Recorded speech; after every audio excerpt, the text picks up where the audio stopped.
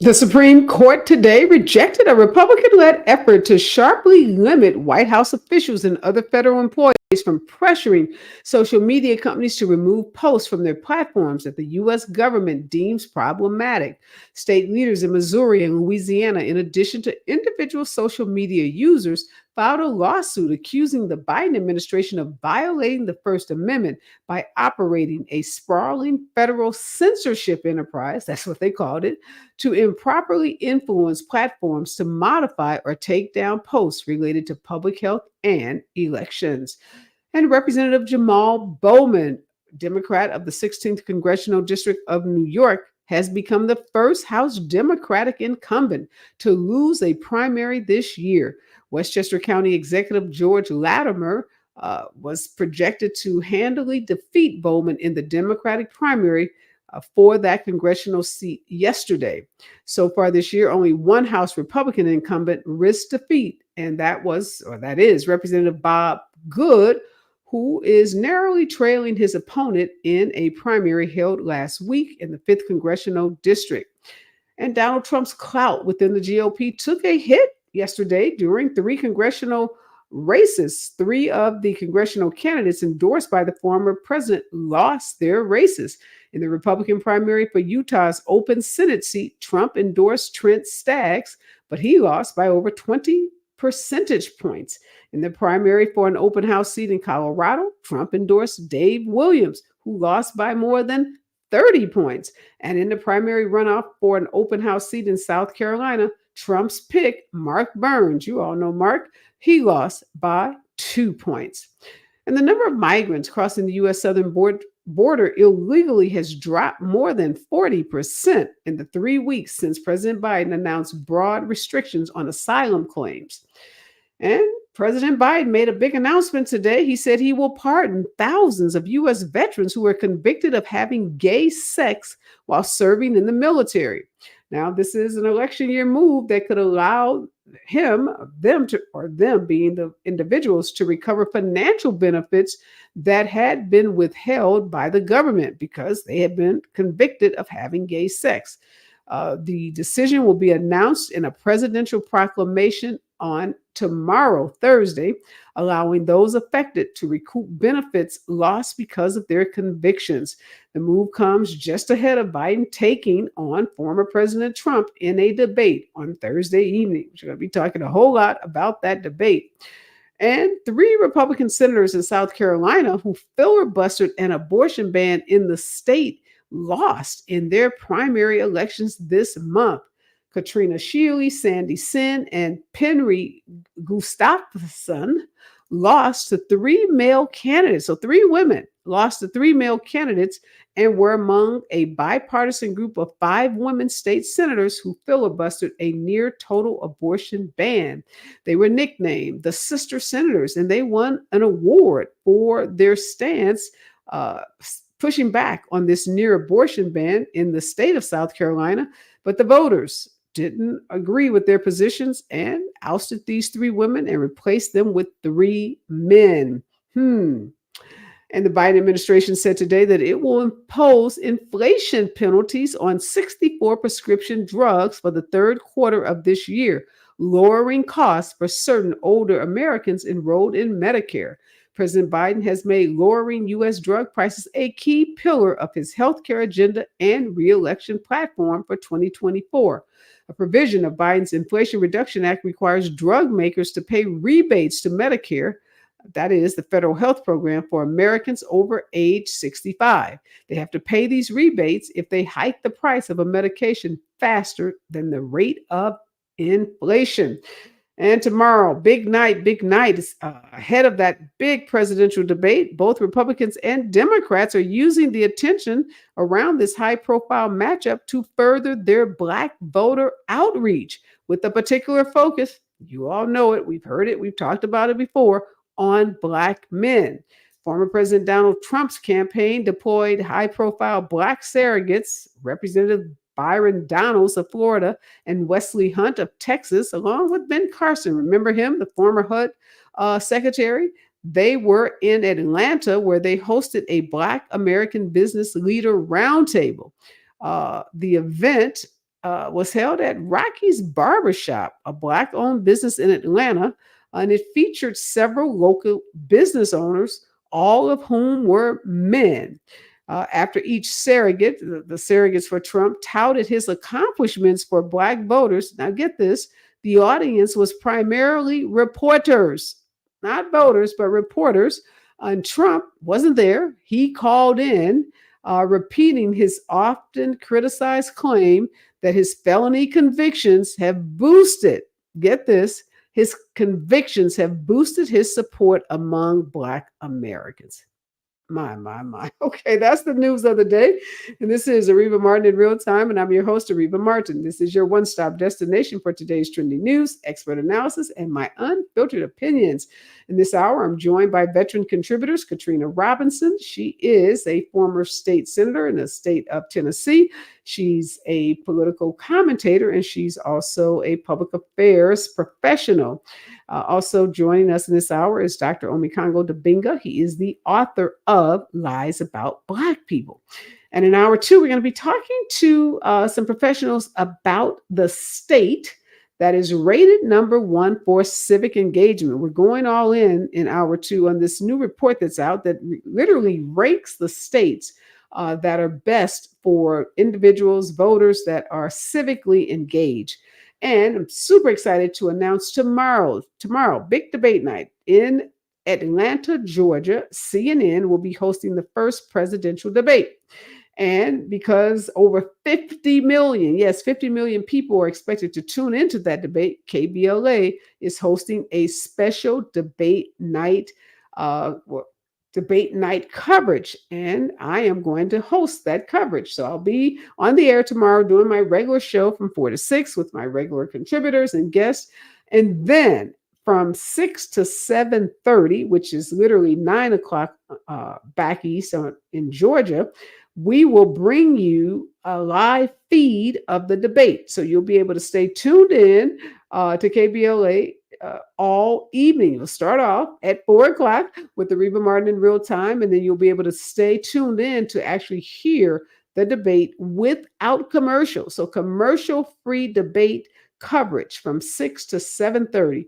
And then at 7:30, I'll be back on the air, and I will have my colleague and KBLA's national political correspondent, Dr. Nee Corte, Dr. Nee as we call him. He is going to be in Atlanta in that debate hall. So from 7:30 to 8, this is Pacific Standard Time, he'll give us a live blow by blow of everything that happened in the debate and in Atlanta. Now, there's no audience, but media will be present at the debate, and we have our own Dr. Nee who will be there reporting for KBLA. So you'll get live feedback from Dr. Nee tomorrow night, 7:30 PST, and then a special 1-hour post-debate show, which I will again host from 8 to 9 o'clock. We're going to have some tremendous guests on that show.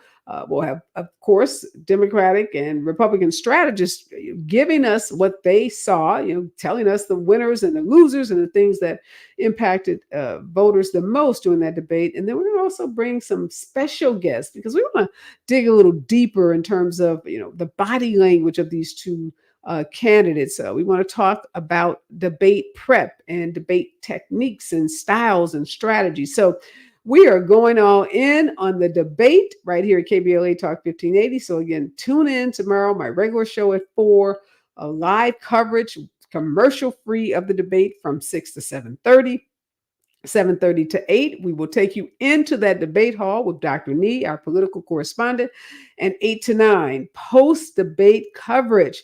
I will be doing double duty, triple duty, quadruple duty tomorrow because this debate is just that important. So we will be your debate hub, and tomorrow we will be taking calls. I don't typically take calls on this show, but we want to hear from you. We want to hear what you think about the debate. You won't be able to call in to CNN or MSNBC or any of the other cable stations that will also have pretty extensive debate coverage, but right here at KBLA, any questions that you have, comments that you have, observations that you make as you are watching and listening to the debate, we'll have answers for you. So make sure you stay tuned in tomorrow for our special debate coverage. You'll be able to again call in. We'll be taking calls throughout the evening during our special debate coverage. All right. Before I bring on my guests, I am super excited to also report today. There's a great story in the Washington Post about the District of Columbia, D.C., Washington, D.C., where I think Katrina is. And I know Dr. Domingo lives there, may not be there today, but that is his hometown.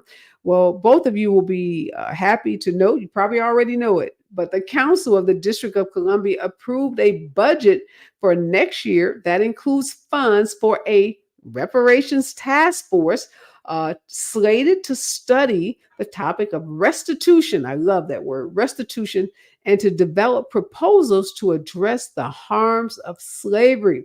Now, this allocation makes DC the latest city to develop legislation aimed at rectifying historical wrongs on Black Americans and the impact on their descendants.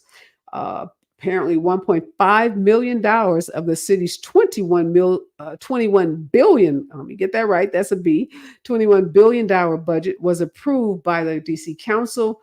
This happened yesterday during their council meeting. The 2025 budget includes a provision directing the Office of the Chief Financial Officer to allocate money for this task force. Now, this money is not the money that's going to be paid in restitution or be paid for reparations. But this is the money, because when you set up a task force, you got to give that task force money. They have to convene meetings. They have to bring on experts, economists and sociologists and historians. And oftentimes they want to write reports. They sometimes will need media and other PR professionals, Miss Katrina. So you want to make sure you have a budget for this so that this committee can operate free of any worries about how it's going to fund the work that it does. So again, DC is looking at addressing the harms of slavery. The legislation that created this task force is again tasked to develop reparations for Black residents directly wronged and traumatized, i.e. all of us, by the ills of slavery, Jim Crow, and structural and institutional racism. This bill also requires the commissioner of the Department of Insurance in DC to create a slavery era database of slaveholding records, including life insurance policies on enslaved persons. Bravo, kudos, way to go, high five, DC, for getting this right, for following the trend that's happening all over this country of setting up these reparations commissioners or commissions and appointing commissioners, and then putting some budget with that commission so that it can study and get all of the resources it needs in order to write a comprehensive report and then make recommendations for restitution for those individuals who are descendants of enslaved people in the District of Columbia. Again, I'm super excited. I'm going to be following that. You know, I am on my reparations grind. So whenever I see a reparations story, I'm super excited. And again, just want to remind you, our special election day coverage starting tomorrow with my show, Areva Martin in Real Time at 4 p.m. and going all the way to 9 p.m. Pacific Standard Time. We're going to be taking calls tomorrow night, 800-920-1580. Make sure you write that down, lock it into your phone. Again, 800-920-1580. We will be taking calls from you because I know folks are going to have a lot to talk about, because the debate, from everything we've been told, is going to get pretty fiery. We're going to see Uncle Joe and, I don't know, word salad Donald Trump debating. That's the best I can give him today. But 50 million plus people are going to be tuned into those debates. And I know a lot of them will be my listeners and viewers. So I wanted to give you this special opportunity to call in and talk, not only to me, but to the plethora of experts I will have with me tomorrow. So we are going to take a quick break. When we come forward, we're going to talk about today's breaking and trending news with my expert contributors. Stay with us, KBLA Talk 1580, when we come forward. You're listening to Areva Martin in real time on KBLA Talk 1580. Substance use disorder and addiction is so isolating. And so as a Black woman in recovery, hope must be loud.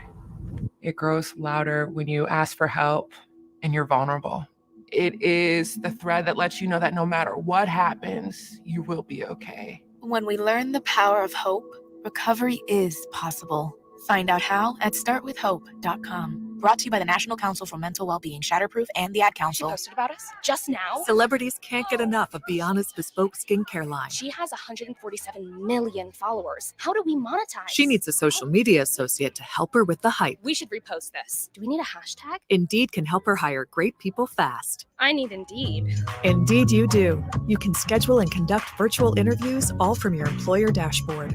Visit Indeed.com/credit and get $75 towards your first sponsored job. Terms and conditions apply. Find what you love, love what you find. A Total Wine and More. There's so much waiting for you. All kinds of beers and thousands of wines. Guides in the know and prices so low. It just might blow your mind. You're gonna find what you love and love what you find. Only at Total Wine and More. Drink responsibly. B21. KBLA Talk 1580. We've got a lot to talk about. KBLA Talk 1580, connecting you with services and solutions. Stay Housed LA has the resources you need to know your rights and the legal support to back them up. The COVID-19 pandemic has cost people their jobs and livelihoods. This has left an estimated 1/3 of households not being able to make rent and facing losing their homes. This is a fear no one in our community should have to face. You have rights, though, and Stay Housed LA is here to help. Stay Housed LA is a partnership between the County of Los Angeles, the City of Los Angeles, and local community and legal service providers. Together, they provide tenants with the information and support needed to exercise their rights so they can remain safely in their homes. Find out more about your rights by participating in a virtual tenant workshop. Get the legal assistance you need. Find additional resources in Los Angeles County and the City of Los Angeles. Stay connected to Stay Housed LA County for updates. This and more at stayhousedla.org. Stay connected to Stay Housed LA for updates. This and more at stayhousedla.org. That's stayhousedla.org. Or call their hotline at 213-694-0040. We've got your black with a community call to action from KBLA Talk 1580.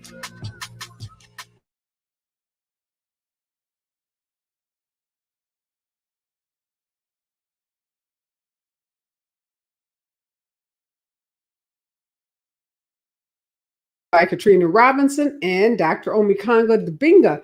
So, Dr. Dibinga, I'm just reading more about this story. Donald Trump in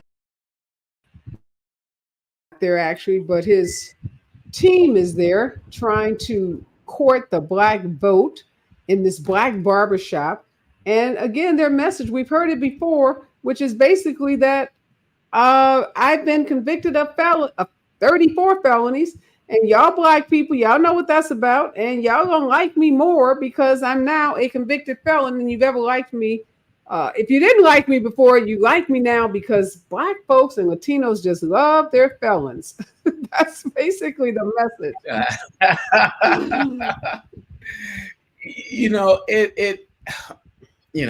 Especially when you talk about the whole situation, like with the reporters and everything, you find yourself with Trump in situations where, he claims to be speaking to black people, but he's not speaking to black people. He's speaking at, black spaces. And that's a serious problem. And more of us need to call him out on that. And quite honestly, I'm tired of this narrative about, black, you got to go to the barbershops and all this other type of stuff.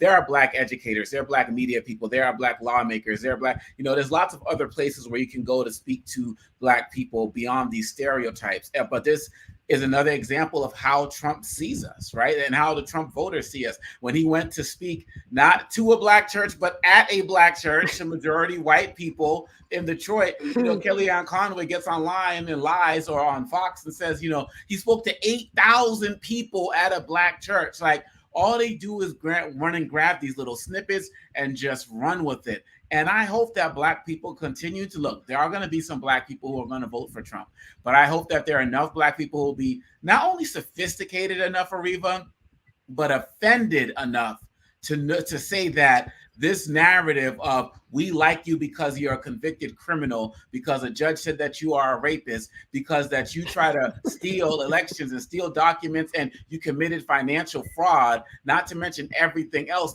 that's the reason we're going to warm up to you. That's reason enough not to vote for him. And like, even if I in the weirdest dream considered voting for Trump in any way, shape, or form, that one narrative alone about how he sees us as criminals, it would be disqualifying. So he can continue to go to these places, prop up some black people, have his Blacks for Trumps travel with him all across the country. But I just have to believe, Areva, that more of us are smarter than that, and we're not falling for the okie doke. He can't keep claiming to speak to black people when he's speaking about black people to white people. And then, Katrina, he calls in and he literally on the phone, says what he keeps repeating is, I just saw my support amongst black voters. He says, since that happened, meaning the conviction, the black support. I think my representatives will tell you this. The black support has gone through the roof. I guess they equated to problems that they've had. Now, ain't no black person, Katrina, sitting around equating any problem that they have had with the problems that Donald Trump has. We don't have his problems. Absolutely not.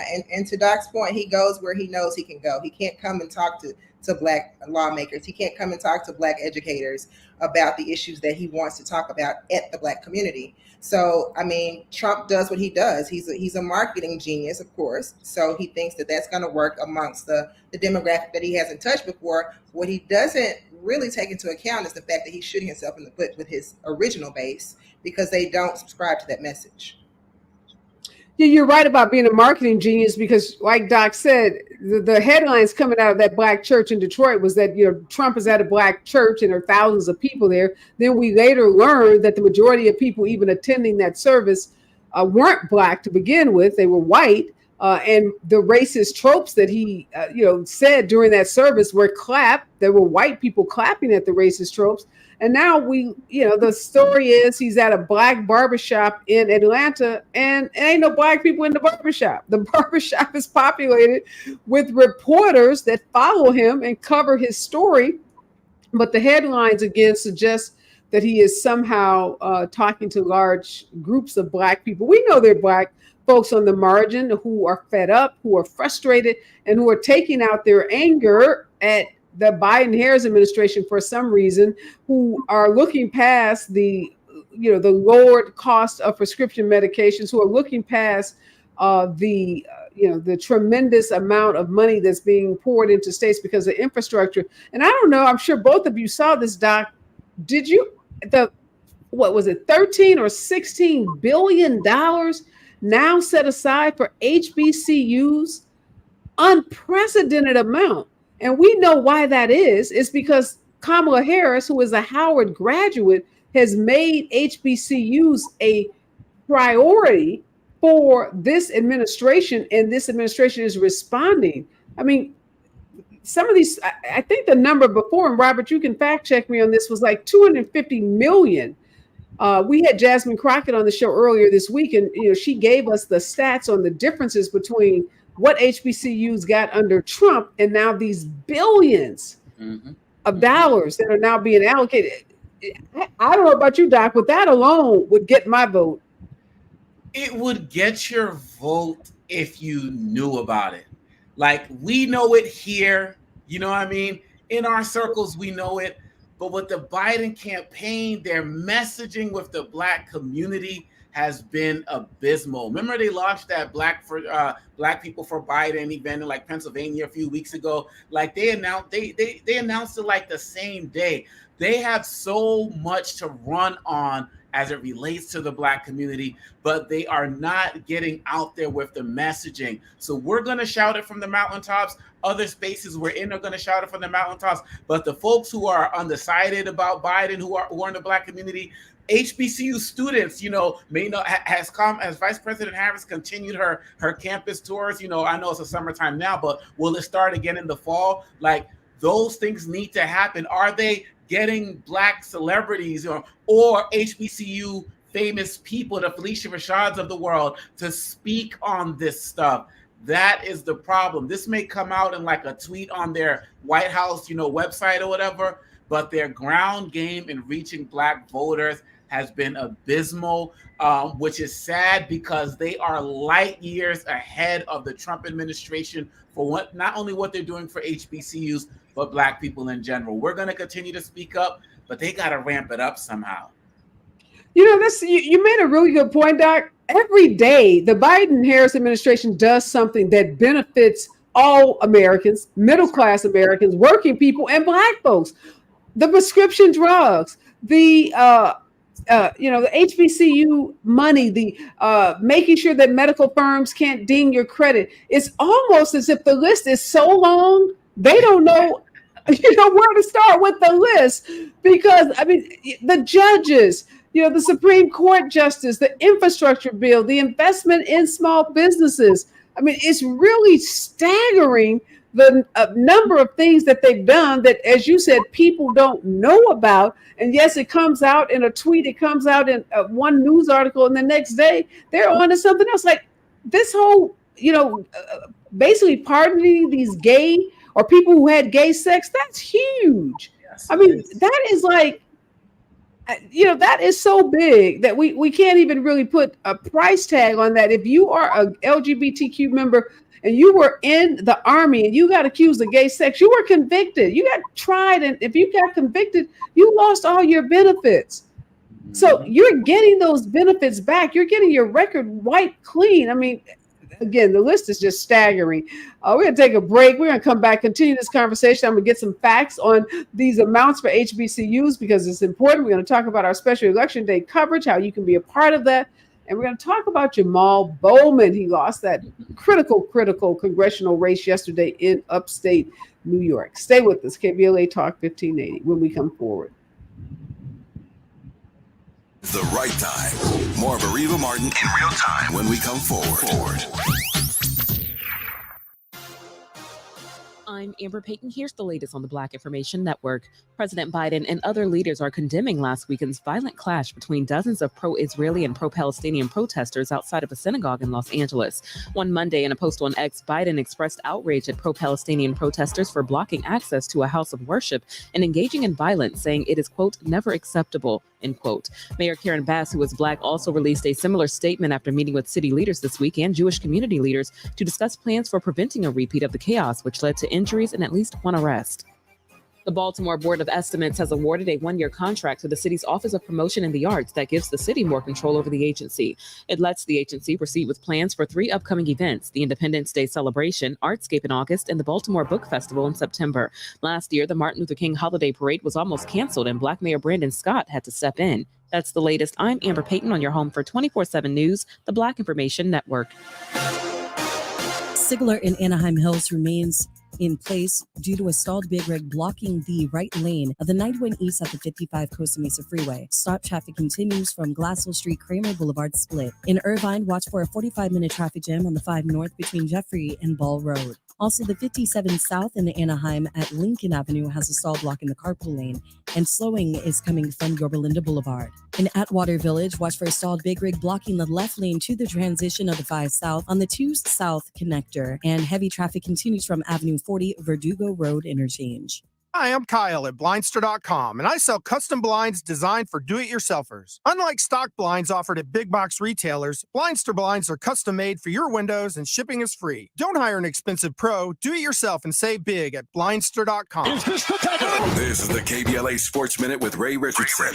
Halfway through his first season with the Dodgers, Shohei Ohtani has an early chance to get into the Dodgers record books. The Japanese star has an RBI in 9 straight games, which ties in for the club record with Dodgers legend Roy Campanella, the first Black catcher in Dodgers history. Campanella had an RBI in 9 straight games in 1955. Ohtani can pass Campanella in tonight's game at Chicago against the White Sox. Congratulations to SWAC Commissioner Dr. Charles McClellan. The presidents and chancellors in the HBCU conference gave McClellan an 8-year contract extension that will keep him in charge of the SWAC through 2032. The 10 schools in the SWAC conference: Alabama A&M, Alabama State, Alcorn State, Arkansas Pine Bluff, Grambling, Jackson State, Mississippi Valley State, Prairie View, Southern University, and Texas Southern.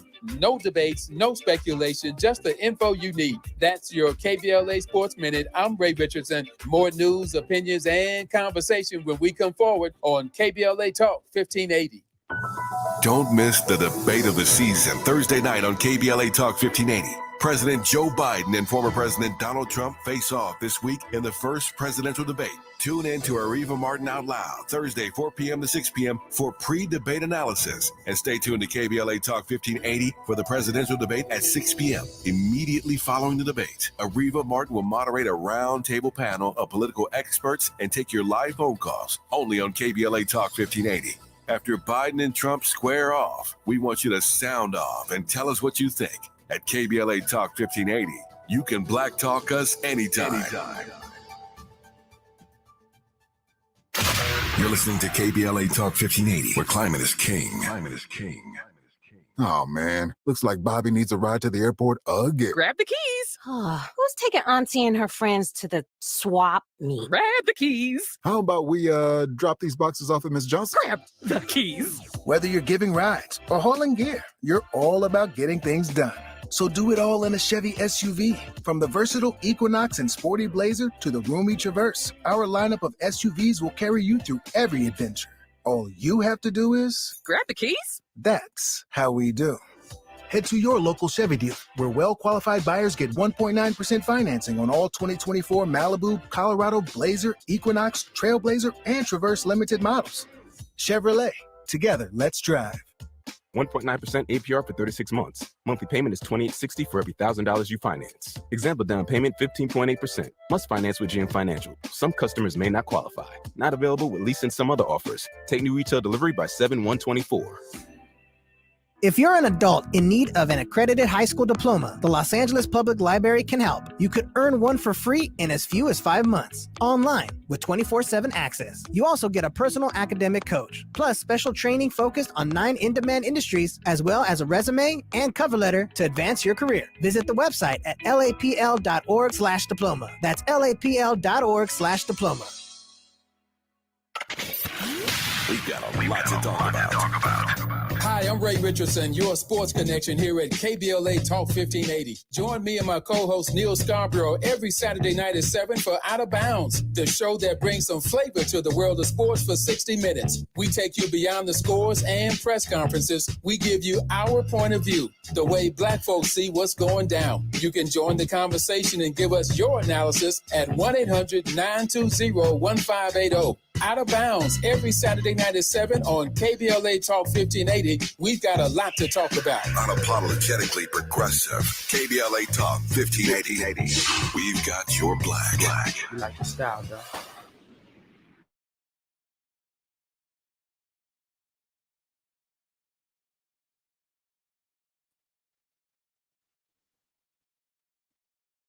We are back, and in this hour, I'm joined by Katrina Robinson and Dr. Omikongo Dabinga. And as I've said earlier in the show, make sure you stay tuned in tomorrow to Areva Martin in Real Time, starting at 4 p.m. PST, because it's going to be all about the debate. Yes, the first presidential debate, a historic debate, because debates don't typically take place in June before a November election. So we're going to give you all things debate tomorrow, starting with my regularly scheduled show, 4 to 6 p.m. PST. And then we will bring you the debates live without commercial breaks, 6 to 7:30 p.m. PST, because it will be 9 o'clock on the East Coast. And at 7:30, after the debates end, we will bring you the inside information from the debate from our own Dr. Nee, who's going to be in that debate hall in Atlanta, Georgia. Dr. Nee will be with me from 7:30 to 8, letting us, giving us all the tea on what's going on in Atlanta. And then from 8 to 9, a special post-debate coverage show, a roundtable of experts, and you, yes, you will have an opportunity to participate tomorrow night because we will be taking your calls and your comments. So 800-920-1580. Again, that's 800-920-1580. You'll be able to call in, voice your concerns, state your comment, ask your question, ask questions of my expert panel. Again, we want you to be a part of our special election night coverage, beginning with Areva Martin in Real Time at 4 p.m. PST and going all the way to 9 o'clock. All right. I did a little fact checking, or I should say my expert producer, Robert, did a little fact checking while we were on break. So we want to get this right. President Trump made permanent a commitment of $255 million in annual funding for historically Black colleges and universities. And he increased funding for federal Pell Grants by signing a piece of legislation called the Future Act. Now, it's not clear if Trump was involved at all in getting this piece of legislation passed through the House and the Senate. But when it got to his desk, he did sign it. You remember that very clumsy photo op he tried to have with those presidents of historically Black colleges. Many of them felt completely used once they realized it was just a photo op opportunity. So $255 million, we're not going to sneeze at that. That's some real money. But it ain't nothing compared to what the Biden and Harris administration, who is really focused on Black colleges and education, the education of Black students. So far, this is already in fiscal year 2024, over 900, not 255, $900 million has been secured for the Department of Education programs to strengthen HBCUs as institutions. And it doesn't stop there. Yesterday, the announcement came from the president and the vice president that more than $16 billion will be spent on HBCUs. So again, Dr. Dominga, you said it best. You said all this is great, but if don't nobody know it, but you, me, Katrina, and the White House, it ain't going to influence any voters. And yes, we do have to do a much better job to get this news out because this is huge. Both of you are in DC, where Howard University is there, and you can think about Spelman and Morehouse and Hampton and Morris Brown. I mean, the list goes on of great institutions that are training some of the best and brightest future leaders, not just Black leaders. These are historically Black colleges, but Dr. Dominga, there are diverse students at Black colleges. Talk to us about that, because folks who may say, well, I don't care about Black students. Well, you ought to care about them, but more importantly, they're not just all Black students. Oh, absolutely. And this has always been the case. I was a Morehouse freshman back in 1995, and I remember there were white students who were there at that particular time, and that number has only grown. And even in some of these graduate programs as well, people are going to look for their best education. And if the Morehouse engineering program or the business program has it popping, or the Howard Law School has it popping, that's where people are going to go to get the best education they can get and the best bang for their buck. And so this is also something that we have to be mindful of, that the Biden administration is doing this where there are unprecedented attacks against HBCUs, where you got the Blums of the world and the Rufos of the world suing places like Howard for creating Black doctors and the like. So the fact that they're doing this now, where a lot of organizations and a lot of people and a lot of donors are experiencing diversity fatigue, or they're scared of lawsuits, the fact that they're doing this now makes it also even more important. My niece is going to Howard in the fall. I'm sure, is she going to hear about this money? Is this going to increase more opportunities? They need to spread that message. Also coupling this with their efforts to get rid of student loan debt as well, which is something that they have been challenged at many different levels as well. So I don't know anybody who could really come for the Biden-Harris administration's policy as it relates to higher education right now, and loans and funding and all of that. Nobody has invested more in Black education than the Biden-Harris administration. They need to sing it from the mountaintops. We're going to sing it from the mountaintops. But at the end of the day, this messaging has to be the case, because this is transformative. Yeah, no doubt. And Katrina, you work in PR, you work in public affairs, you work in public relations. Trump, when he signed the Future Act, he said he saved, as in savior, white savior. He said he saved HBCUs. Now, the Biden and Harris administration, they don't use that language, even though they've said we're going to invest $16 billion, billion, not million, into these institutions. What is wrong with our messaging and our PR as Democrats? Because if you've given $16 billion. I allocated that out of a budget, and your predecessor did 250, but yet folks walk around saying, oh, Trump saved black colleges. Oh, Trump saved Morehouse. Trump saved Howard. We need some marketing help over here. We surely do. And, we talk about this all the time on your show, Areva. We do such a horrible job with messaging in the Democratic Party. This is not something that you can send out as a message 5 months before the election. This should have been something that was communicated to regular households, to blue collar workers, to grandma who just sent her baby to college.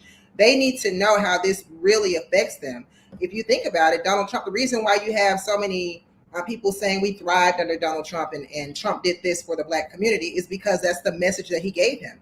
And most people, they're prone to believing the first message, not the loudest message, but the first message that they've heard. And we haven't done a good job with conveying how that relates to real life for the American people who actually show up at the polls. It's one thing for politicos to understand it. It's one thing for us who are in the circle to understand it. But for those who just show up at the poll because it's their duty every 4 years or their duty every year if they're a regular voter, they don't understand how this has affected their household. And we've done a terrible message about that. Donald Trump sent out stimulus checks with his name on it, personally signed them so that people thought that Donald Trump was responsible for putting money into their households.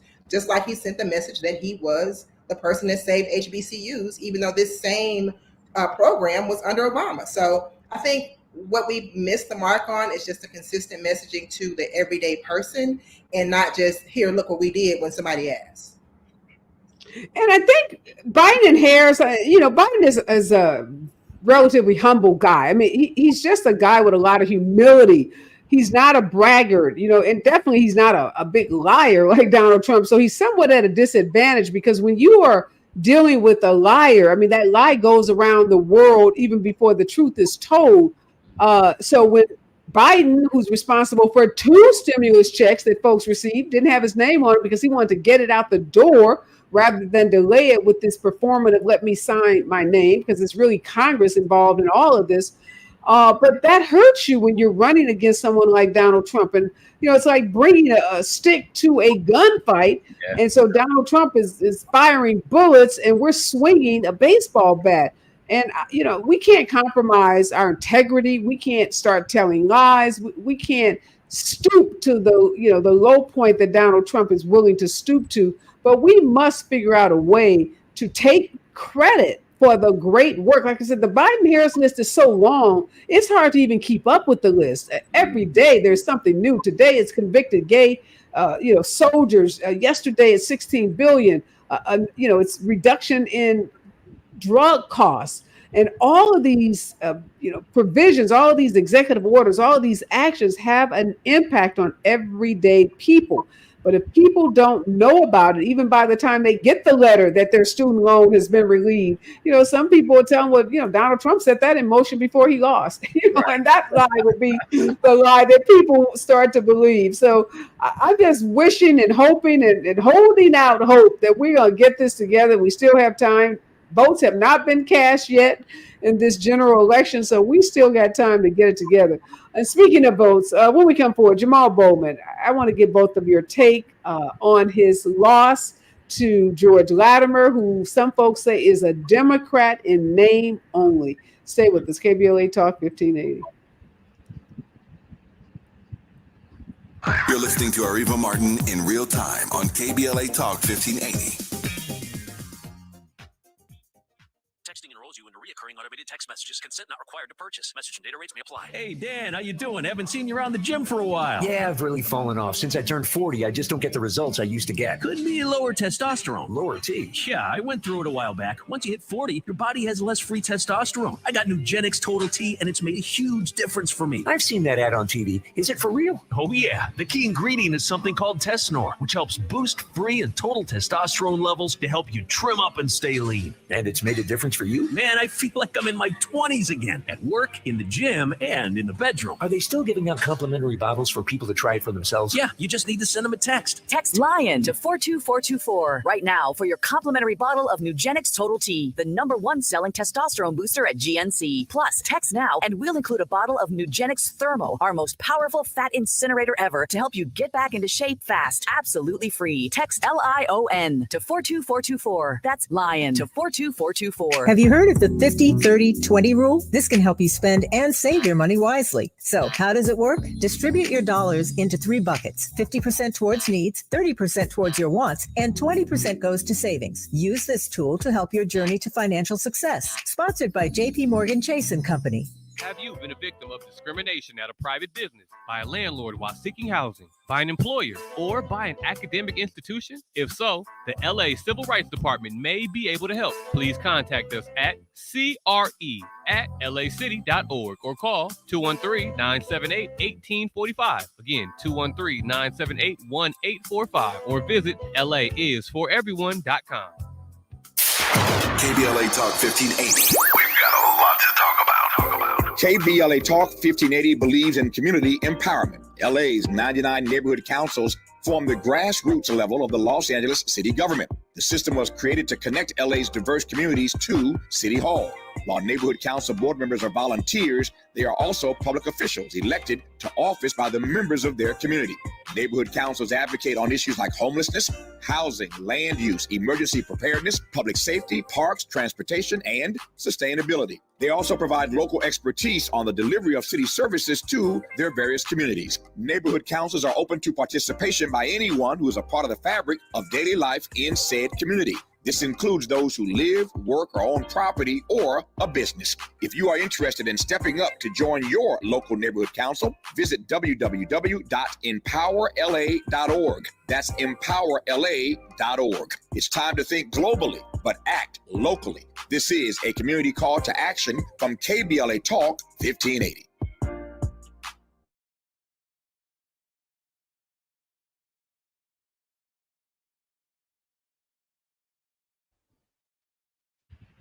We are back, and remember, tomorrow is our special election night coverage beginning at 4 p.m. right here on Areva Martin in real time, going all the way to 9 p.m. Pacific Standard Time. We will be taking your calls tomorrow night.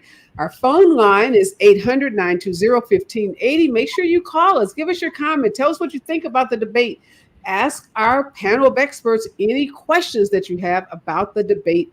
50 million people are expected to tune in to tomorrow's historic presidential debate. All right, Dr. Domingo, Jamal Bowman, one of the members of what's called the Squad, a progressive Democrat who won his seat just a couple of years ago, primarily representing the Bronx, one of the boroughs of New York City, faced a very tough primary challenger who said basically that Jamal Bowman was not pro-Israeli. Pro-Israeli super PAC poured millions of dollars to go negative on Jamal Bowman, and he came up short. What's your response to the election yesterday and Jamal Bowman now being back to being a citizen, not a Congress member? I think that there are so many issues. I do believe that, we have to talk about the influence of AIPAC in many of these districts going after Summer Lee and other places as well. But I do think at the same time that one of the reasons Representative Bowman lost is because he kind of started to become more of a national figure and kind of took his eye off the ball on the local issues. If you go to his website now, like most of the articles are about how he's fighting AIPAC influence and the like. What does that have to do with the people on the ground? And then, you were representing a population that's 12% Jewish. And so if you're going to bring up things about, rapes not happening or other types of things, that's going to be a problem. And there's a very large Hispanic population, which is larger than Black, who probably don't care much about Israel Hamas. And so I feel like those were some of the reasons. So I feel like even before AIPAC got involved, Bowman was already struggling as it relates to because to lose by that big a percentage, there were other issues going on. And I feel like many of our activists turned politicians have to look. AOC won convincingly, like 80-something%, right? Who turned politicians have to remember that they still have to keep their focus local, even as they engage in some national issues. And I think that was also a problem for him. Yeah, I'm glad you said that, because Cori Bush, activist turned legislator in St. Louis, is also in a very tough primary race. And Katrina, that is an issue. And you've been in elected office, and Dr. Dominga brought up the 12% Jewish population in that district. How tough is it to balance when you have different constituent-based, demographics, I should say, in one district? To make sure you are catering to the entire district and not favoring one group over the other? Well, I think what Bowman actually missed was the fact that his district did change. As soon as he was elected, redistricting happened, and he gained, in the northern border, he gained more of the affluent neighborhoods, more of the wealthy neighborhoods. So that increases Jewish population, first of all. But you have to be able to speak to all of your constituents. Whatever matters to your constituents, it needs to be conveyed and communicated to them in a manner in which you garner the support. I think Bowman spent entirely too much time trying to drive headlines and become this national figure, rather than focusing on building his coalition and building support locally to keep him in the race. One of the things that is different about him and AOC is AOC knew that she had the national recognition, but she still focused on her local support. She still focused on the people that got her into office. And I think Bowman lost sight of that, on top of him coming out, voting against the infrastructure bill. That's what started off. And then also, too. Yeah, we talked about that. We looked at that yesterday, tried to figure out why did he vote against that infrastructure bill, because one of my Democratic strategists said that was it for him once he voted against the bill. In his mind, like, dude, you lost the race. And he had some reason. There was a companion bill, Build Back Better, that was going to focus more on social programs, and the bills got decoupled. And he said because the vote wasn't on both bills, that he didn't feel like voting for the infrastructure bill was, the right thing to do. But I'm in agreement. I hate that we lost a member of the Black Caucus, because we know the Black Caucus is important, and diluting their power can have a negative impact on all of us. But I'm in agreement with everything you both have said. I think he did take his eye off the ball. He started chasing those headlines. And unfortunately, Marjorie Taylor Greene, Lauren Boebert, and others can maybe chase headlines and still win their districts in the way that both of them have done. We know it's always a double standard for Black candidates. You're not going to get the same benefit of the doubt. And Katrina, you make an excellent point. That redistricting happened right after he won that election, and he was no longer the congressman for a predominantly Black and Hispanic Bronx. He was then representing Westchester County. I have a lot of friends that actually live in Westchester County, and their issues are different. And, begs the question, how much time did he spend ingratiating himself to that part of the district and really listening to them? And if you got 12% of folks in that district that are Israeli and pro the Israeli attacks on Hamas, maybe you have to just figure out a way to, support those constituents, because their votes matter, while at the same time, voice your concern about a two-state solution, et cetera. So obviously, lots of lessons to be learned looking at his election. Real quickly, Doc, 3 white women in South Carolina stood up to the supermajority, Republican majority, to oppose an almost abortion ban in that state, and they got ousted.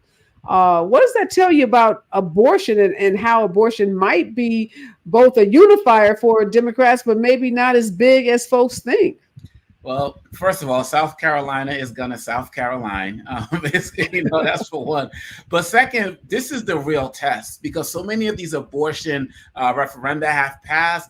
But now when it gets to the point where you actually got to vote for people as opposed to just voting on an issue, that's going to be the big difference. Are people going to put their name on this issue when it comes to voting for particular politicians? Because now they're going to start taking into effect other issues. If you just have a referendum on this, fine, I'm for that. But now it's okay. Now I got to think about this. I got to think about taxes. I got to think about schools. I got to think about crime. I got to think about immigration. And this other guy is going to give me all of that. And I think Democrats have to be very cautious about thinking that the abortion issue is just going to carry them over simply going into November.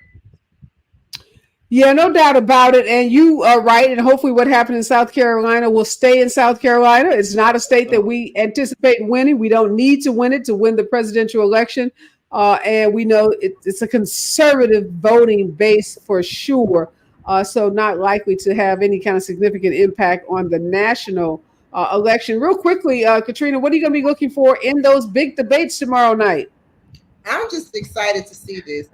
My popcorn ready. I'm so excited to see this tomorrow. What about you, Doc? What are you going to be looking for from both of these candidates? I'm looking to see how Trump responds without a crowd. I think I'm a little bit concerned about CNN and some of their leanings. I think they're going to try to be too objective and go harder at Biden than Trump. And I feel like the expectations for Trump has been set so low, as Hillary Clinton said, as long as he doesn't set himself on fire, people are going to say that he acted presidentially. You are right about that. One of the articles I read, they're going to be cutting off the mic if you go over time. But they said one of the things Donald Trump is not going to do is to shut up and stop talking just because they cut his mic off. He's going to still be mouthing off, and he's going to be trying to get under Biden's skin. And yes, the bar is so low. If he stands there for 90 minutes and doesn't fall out, people are going to say he won. Some people will say he won the debate. But I'm looking for Joe Biden to bring us that energy and that passion that we saw at the State of the Union. I think if he does that, he's going to have a good night. And again, you'll be able to just watch the debates with me right here on KBLA Talk 1580. We'll be taking your calls. I'll be on the air from 4 to 9 p.m. And in between, we're going to bring you the debate without commercials. So you'll be able to stay tuned in to Areva Martin in real time. Then we're going to bring you some behind the scenes at that debate hall in Atlanta, Georgia, from our Dr. Nee, our political correspondent, and then our panel of experts and your calls at 800-920-1580. We are out of time. Thank you so much, Dr. Dominga. Thank you so much, Katrina. Always a pleasure to be in conversation with both of you when we come forward. We're going to be talking about the state that is ranked the highest for civic engagement. Make sure you stick around. KBLA Talk 1580. Thanks, guys.